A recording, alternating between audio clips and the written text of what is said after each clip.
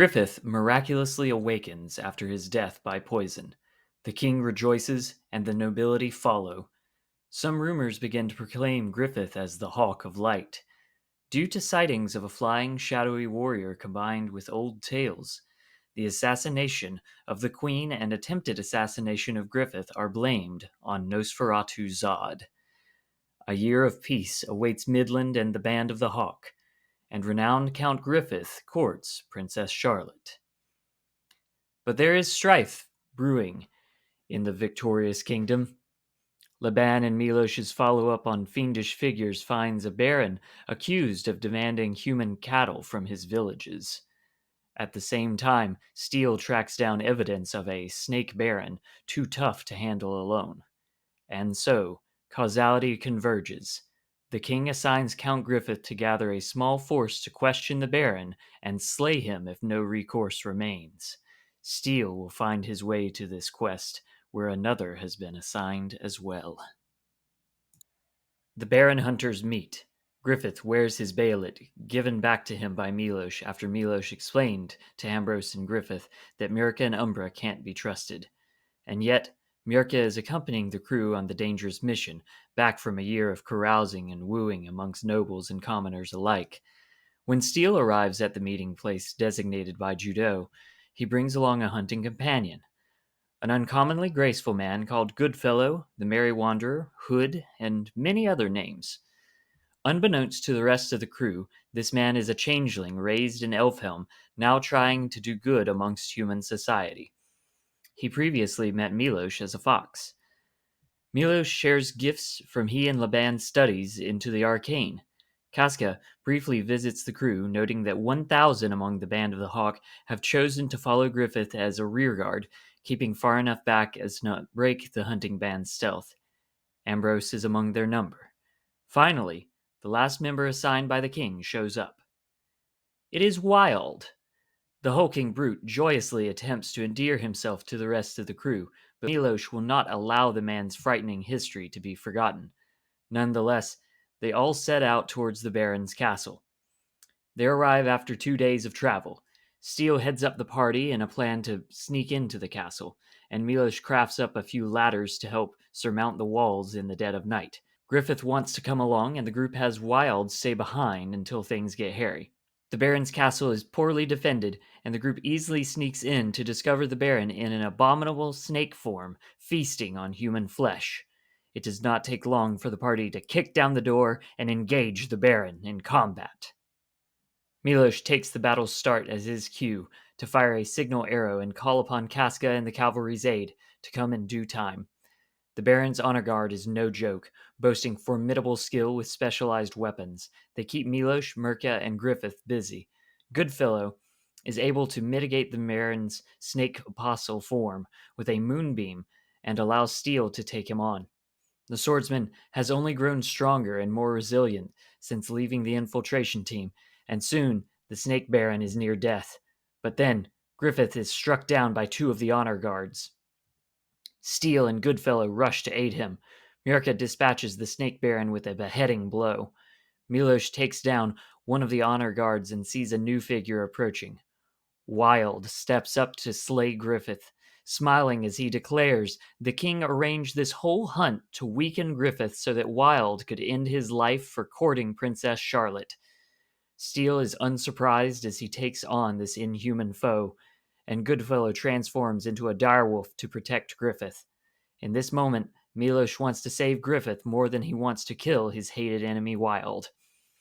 Mirka sees the 2 honor guards start to surrender and leave, but his bloodlust and rage are not sated.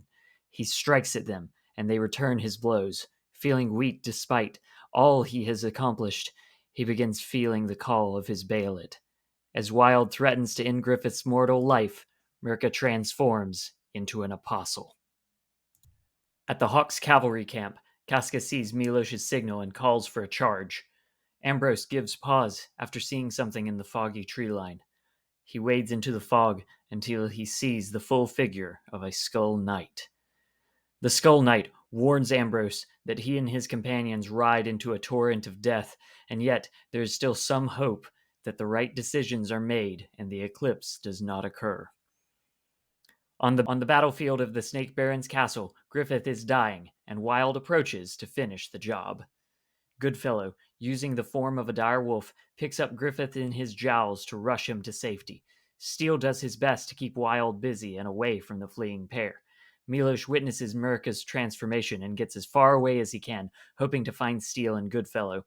When he finds them, Goodfellow heals Griffith with a magic word, and Milos uses his grappling hook to fashion an escape route. The two Snake honor guards eventually give up their fight with the superior Mirka and retreat. Mirka goes outside, hoping to see Wild opening the path for the Eclipse, but the despicable man has failed to finish off Griffith. Mirka lifts him onto the roof, allowing Wild to land on the other side in full apostle form. Steele and Goodfellow make ready to face this new Wild, while Milos runs to get aid from the incoming band of the Hawk. Mirka makes things more difficult for everyone with slow and hypnotic pattern spells.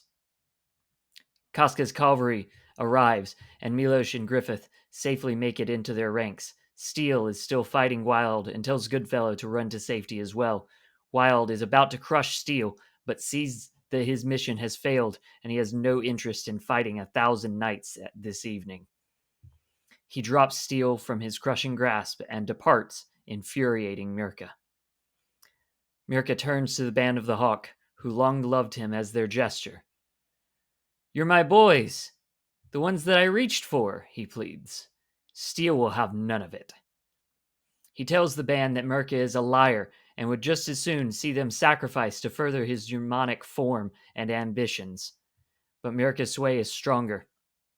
He begins to coax half the band to his side, even as others raise crossbows to strike at Mirka. He proclaims that because of the king's assassination order, Griffith's clear path to ruling is over, and he has put those that follow him at risk as well. As tensions peak, Milos steps out from the crowd.